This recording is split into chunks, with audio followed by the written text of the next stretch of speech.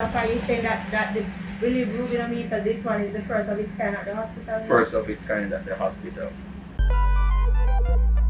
We went and inquired from Dr. Morris. I remember Dr. the Morris. day. Remember the day the consultant pediatrician, and he expressed to us what they needed, and he even gave us a tour of the ward as well. Yes. You'd have heard about crop season. What they mean by that is this time of year you have increased number of births, and especially premature birth. And so the burden on the hospital and the demand for specialized equipment like incubator is increased. This here is a bilirubin meter, and let me just show you. And tiny bit of equipment. Ready. So it's a bilirubin meter. Looks similar to a thermometer. All right. And what this does is check the level of jaundice for the baby. So this is a probe, and you point it at the forehead, and it gives you a reading, tells you the level of jaundice for the baby. Now, why that is important is that even though a lot of babies will have jaundice, there are some who the levels can be very high. And for those babies, if not detected and treated early, it can cross over into the brain and cause brain injury or damage. And so it's important to recognize jaundice early, as well as to check the levels to see where it's at, to see if you need to intervene or not.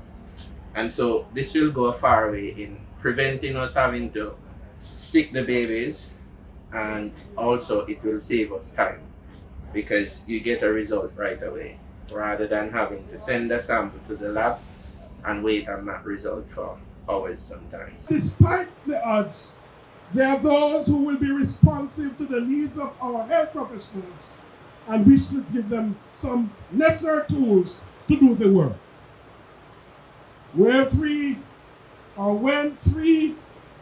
tiny girls were delivered here by caring professionals in the maternity ward here, many were questioning the possibilities of their survival and their health. Today, 19 years later, they have, through the power of God and the love of parents and friends, they are here to give back to this place that provided them the first earthly home. We really appreciate the partnership and getting, especially the incubator. This is the first that we'll have this one, and we'll go through the validation process, and I'm sure that it will. So Doc, are you saying that the bilirubin meter, this one is the first of its kind at the hospital? First of its kind at the hospital. One of the things about them is that we taught them from an early age how to be kind and how to be caring and so forth, and to understand that they are not an accident. So the mere fact that they're here to be a blessing to mankind. And so that's one of the things about them. I mean, they are just simple human beings, nothing fancy. They're not very fussy, and they just love to serve, love to sing. We saw the needs because we used to regularly come here before COVID to sing for the children, to pray, read stories and stuff like that. And so I think we saw the needs that they had, and that prompted us to start this initiative. Plus, mom and dad encouraged the spirit of volunteerism in us since we were very young. So it's a natural part. It's inherent. Phenomenal set of human beings, I can tell you. When I met the girls in person, after seeing them many times on TV and hearing them, I finally got to meet them in person.